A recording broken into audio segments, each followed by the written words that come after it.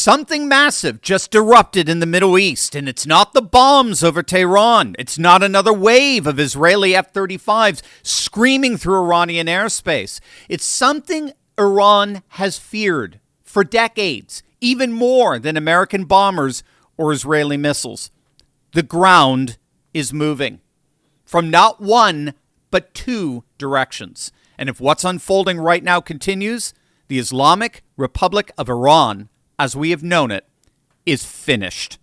Hey gang, it's me, Dr. Steve, your Patriot Professor, here to help you make sense of the madness with breaking news and analysis you're not going to get anywhere else. So you know what to do. Make sure to smack that bell and subscribe button. Also, obviously, you don't have time to watch news 24/7. That's my job. Join my Patriot Alerts below, and I'll sift through the news for you. Send what actually matters and tell you what it means for your family. Just click on that link below to sign up. All right, buckle up, gang, because in the last 12 hours, this conflict has cracked wide open in ways nobody ever imagined. Let's start with where things stand this morning. So overnight, the IDF launched a massive wave of large-scale strikes across Tehran, targeting what Israel says is a compound housing the headquarters of every major Iranian security organization. The IRGC, the intelligence division, the Basij, all of it while Iranian soldiers were still operating inside.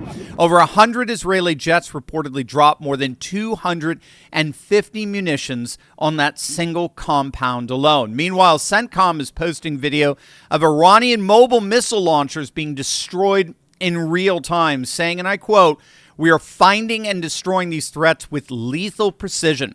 Defense Secretary Pete Hegseth declared yesterday that America is, quote, accelerating, not decelerating, and that Iran's capabilities are evaporating by the hour.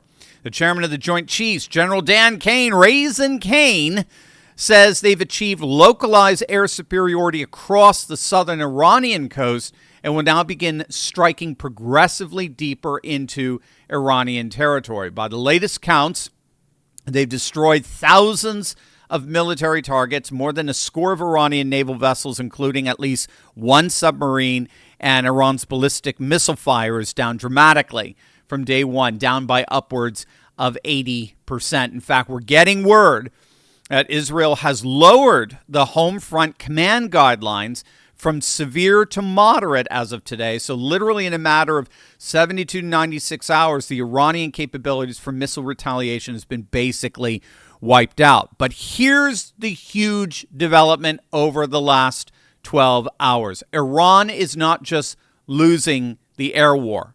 It's about to lose the ground. So really groundbreaking reporting by our senior producer, Yulia Pobegailova, indicating that Kurdish forces that are currently based in Iraq have launched a ground offensive into Iranian territory.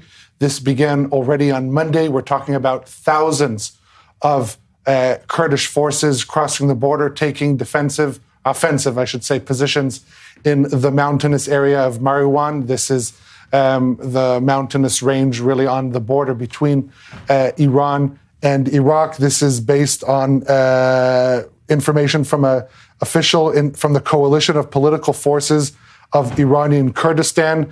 These thousands of Kurdish fighters, mainly from the Pejak, these are Iranian Kurds who have fled into Iraq, trained for this moment exactly, and have now launched their offensive into Iranian territory. We're now getting multiple reports that the Kurdistan Free Life Party, known as the PJAK, began crossing into Iranian territory and taking up combat positions in the mountains around the city of Mervan in western Iran's Kurdistan province. We're talking thousands of battle-hardened Kurdish fighters, many of them veterans of the war against ISIS, deploying deep into the Zagros Mountains.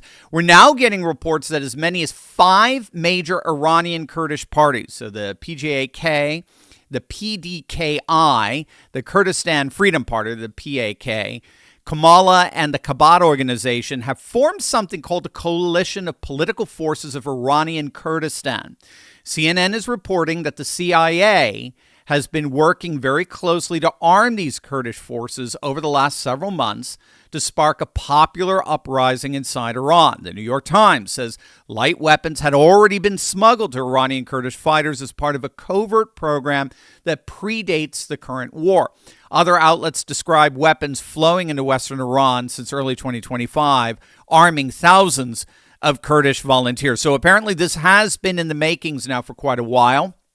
We're getting reports that Iranian forces evacuated the border city of Maravan on March 3rd. They pulled back. They ceded space in their own Kurdish region, just as the coalition of Kurdish parties is calling on Iranian security forces in Kurdistan to defect from the remnants of the Islamic Republic and urging civilians to stay away from military sites for their own safety. And ironically, the Islamic Revolutionary Guard appears to have corroborated these reports because we're again now finding out that the IRGC has just launched missile and drone strikes on Kurdish opposition bases in northern Iraq.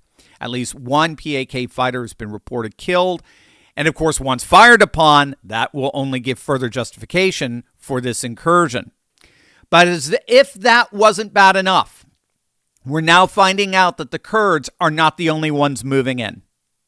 While the world's cameras are fixated on the fireballs over Tehran, another country is amassing its forces at Iran's border. You are not going to believe this. First, you know that stubborn ache that never quite goes away? You know, the one that ice, heat, or pain pills barely touch?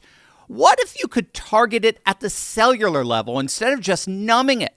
Well, that's exactly what TheraBlue was designed to do. TheraBlue is a next-generation pain-relieving peptide gel that works deeper than the skin surface. Powered by aqua molecular delivery technology, it delivers peptides and botanicals directly into muscle tissue for legit lasting relief. Its hero ingredient is a copper peptide that promotes collagen synthesis, reduces inflammation, and helps accelerate repair.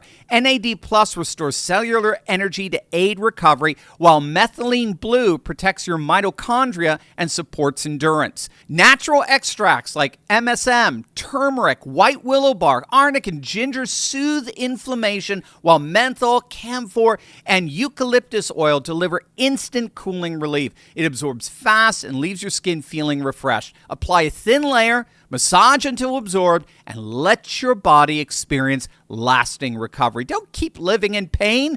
Click on that link below and get 15% off your order by visiting twc.health/Turley and using code Turley to move freely again with TheraBlue. Click on that link below right now. The nation of Azerbaijan has officially put its entire military on high combat alert and began deploying forces across its roughly 430-mile border with Iran. Reporting out of Baku says that the Ministry of Defense, the State Border Service, the Ministry of Internal Affairs, and the Ministry of Emergency Situations all have gone into high alert. All military leave has been canceled. Officers have been recalled from vacation. Anti-drone defense systems and electronic warfare units have been rushed to the southern frontier. Additional infantry and armored vehicles have moved into position. Now, officially, Baku insists this is purely defensive, meant to prevent more stray missiles and drones from spilling over as the war in Iran intensifies. But anyone who knows this region understands the deeper stakes. Iran has somewhere between 15 and 20 million ethnic Azeris inside their own borders, more than the entire population of the Republic of Azerbaijan, in fact. And Iranian forces have long been so fearful of an Azeri uprising that they picked the now-dead Ali Khamenei as their supreme leader precisely because he was Azeri, to help quell this ethnic faction of Iran's population from uprising. Azerbaijan is closely allied with both Turkey, which is now getting more and more involved, and Israel. They are an extremely formidable force. And then this morning came the spark. Iranian drones just struck the international airport in Azerbaijan's Nakhchivan exclave, just about 6 miles from the Iranian border. One drone hit the airport terminal building. Another landed near a school in a neighboring village. At least 2 civilians have been reported injured. Azerbaijan's foreign minister immediately summoned Iran's ambassador, delivered a formal protest note, and publicly declared Azerbaijan reserves the right to retaliate. And keep in mind, Nakhchivan is not just any airfield. It's the site of last year's U.S.-brokered peace deal between Armenia and Azerbaijan, what the Trump administration branded as the Trump route for international peace and prosperity, a corridor meant to connect Turkey, Nakhchivan, mainland Azerbaijan, and beyond. So, an Iranian drone hitting that airport isn't just a military incident. It's a shot across the bow of an American-backed peace architecture in the Caucasus. All of this is happening while Azerbaijan fields Israeli-made drones, Turkish military tech, and sits on top of energy corridors that Europe desperately needs as alternatives to Russia and the Gulf. In other words, Baku is not some isolated bystander. It is strategically wired into the Western camp, and it is now poised to invade Iran. So what are we actually seeing here? You're watching a regime being methodically surrounded. The air war is degrading Iran's conventional military capacity by the hour. The Kurdish ground offensive is forcing Tehran to divert scarce forces to its western mountains and confront its own restless Kurdish population. And Azerbaijan's mobilization on the northern frontier, combined with millions of ethnic Azeris inside Iran, and now an Iranian drone strike on Nakhchivan, is opening up a third axis of pressure. This is no longer a single front confrontation between Iran and the U.S.-Israel coalition. This is a multi-axis squeeze from the sky, from the west, and from the north, all converging at once. The Islamic Republic has never faced anything like this. Not in 1980 when Saddam invaded, not during the Green Movement, not during the 12-Day War last summer. This right now is the most existential threat this regime has ever confronted. And as things look, it may be the one it doesn't survive. Hey, want to represent faith, family, and freedom? Check out the official Turley Talks merch store. Link below.